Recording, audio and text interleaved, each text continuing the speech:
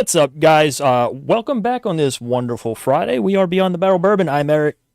I'm Phil. That's Phil. We got something pretty interesting in today.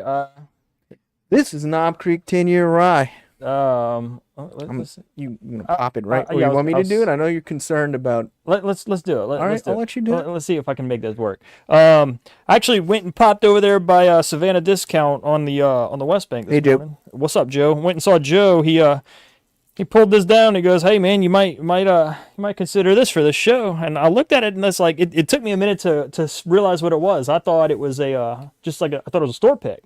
Mm-hmm. But then I saw the 10 years on it, and he's like, "Yeah, try this for the show." So I had to grab that up for us. See, that wasn't so hard, was it? That wasn't bad. That definitely was not what we got out of the Smoke Eye Hill for sure. So this is a lower proof rye, I think 100 proof. 100 proof. 100 proof. SRP on it's right around what, 70, 68, something like that. 65ish, I think. Okay. About. So I mean, listen, I've made it kind of clear in the past that I'm not a huge Knob Creek fan, but I am definitely going to go into this open-minded because I've had, same issues I've had with MGP. You're not a big Jim Beam guy in general. Yeah, I mean, so the Booker stuff, I kind of... You do like the Old Granddad 114? I do. That's their high rye mash bill. I do, and so why that leads me to think that I may be more apt to liking this than like a Knob Creek 12. I've been on a tear here recently, getting to experience some really good 10-year ryes. I went by my uncle. We had some Triumph. We had some Triumph against the Michter's 10-year rye, and for me, that particular blind, the Michter smacked it. I have not had your uncle's 10-year rye that he's got open. I don't believe. That Triumph was better than I was expecting it to be. I think when he originally opened it, I think it was a fresh crack. Maybe it was a fresh crack. Then when you had it against the twice barreled heritage rye from Jack Daniels, and it held up. This smells like more rye than any Beam product I've smelled before. Man, this smells kind of sweet to me. It does. It's got a very sweet rye. Brown sugar for sure. But no, caramel for sure. But going back to the Triumph real quick, as much of a turkey fan as I am, I have not taken a liking to that Triumph for whatever reason. I love turkey ryes too. It was delicious, man. Especially the way they got that oak on it.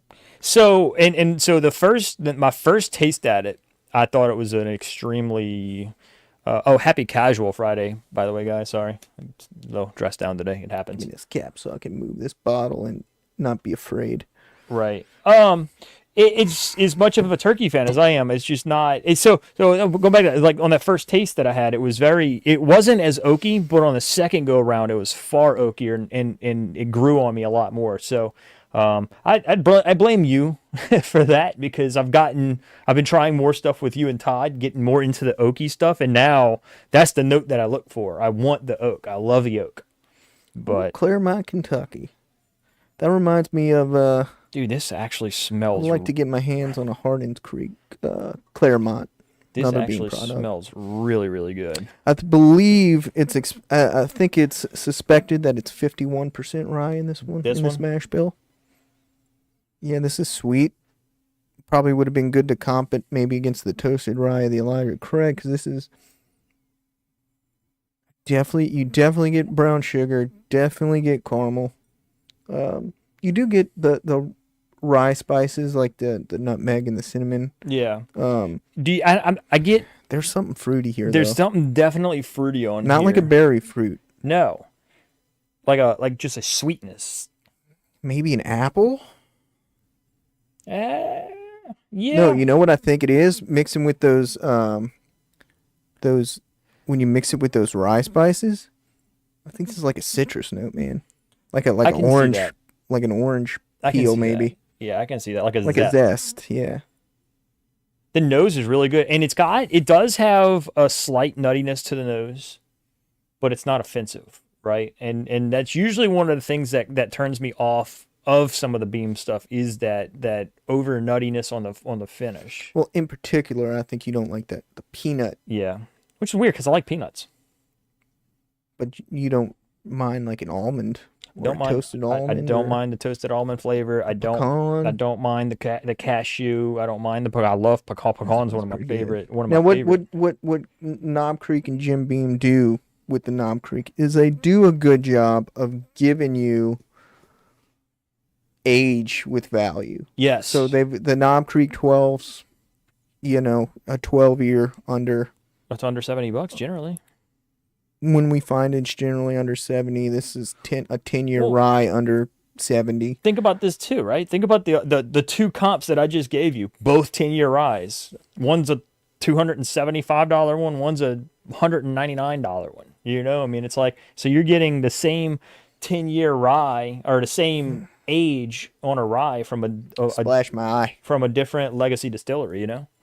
Ho! Well, it definitely has alcohol in it. You think? I can tell. All right, I'm ready. Ready? Let's do this.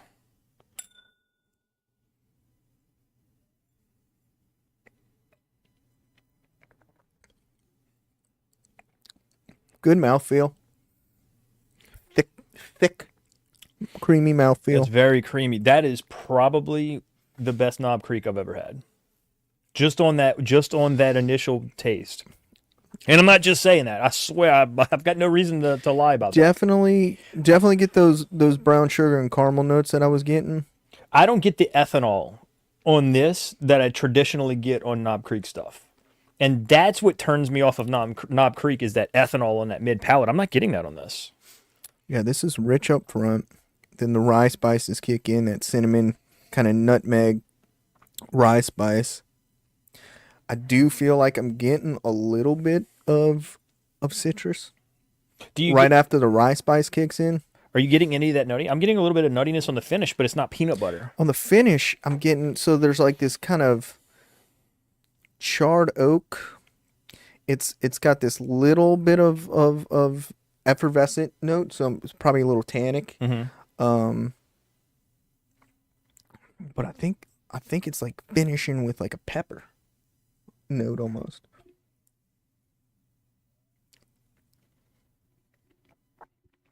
Oh, I'm gulping into that mic. But I still do think you're getting that second getting that Jim Beam note in here, that little hint of nuttiness. That second pass, I got more ethanol on the mid palate, and that's not. There's something about that, and I'm calling it ethanol. You might call it something else, but there's something in that I don't know what it is. It's kind of like it's got all of these winning qualities, and then it hits you with that. It's like, oh, it's just like a half a step back for me. Overall, I'm still leaning on this being one of the better Knob Creek products I've ever had. This is good. I think it's rich enough up front that you can comp it. Yeah. With a Knob 12 and a Knob 9, and it won't be particularly out of balance in that. Now, you never know until you blind it, but I think there's enough richness up front that it's a little bourbon-esque on it. I was going to say that. I feel like this is another one of those kind of like the Elijah Craig, where it's like a good introduction to a rye if you're not a rye fan, right?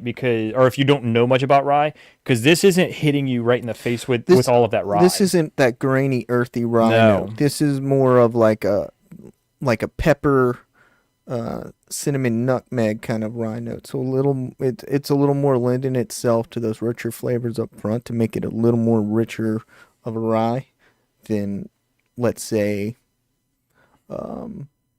maybe your traditional 95.5 MGP, like that barrel batch 4. That is like, that hits you with just straight rye grain notes. to glass rye. That's straight just rye notes. Willet. Yeah. Willet, I find, is on a different extreme, though, because Willet, you have the rye notes, but then you have that way more earthy, grassy kind of dirt nose, or a dirt profile. And I'm not saying it's a bad thing. I'm just saying it's not for everybody. A little T note there, too. I'd like to throw this. I'd like to do maybe an episode where we throw in with the 9 and the 12. Mm-hmm. And just pick our favorite Knob Creek. Jeez. Pick our favorite Knob Creek. And it's if you like Knob 9 and Knob 12, you're gonna like this. You're gonna like it. For you, is this a buy at 70? It's 65. Okay, is this a buy for you at 65? 65, I think that's a fair price. I think that's right around. So if someone's gouging a little bit, not like 75, probably not. 75 and above, probably not. Yeah. 65, I think that's a fair price. You're getting an aged quality. You're getting an aged rye. whiskey. It's creamy. It's got layered flavors to it. So it's got a great mouthfeel. 65 is fair. It's just generally I too am not a Jim Beam. It's not my favorite legacy distillery. But I could drink this no problem. Yeah, this is not offensive in any way. So in conclusion, MSRP buy. Yeah.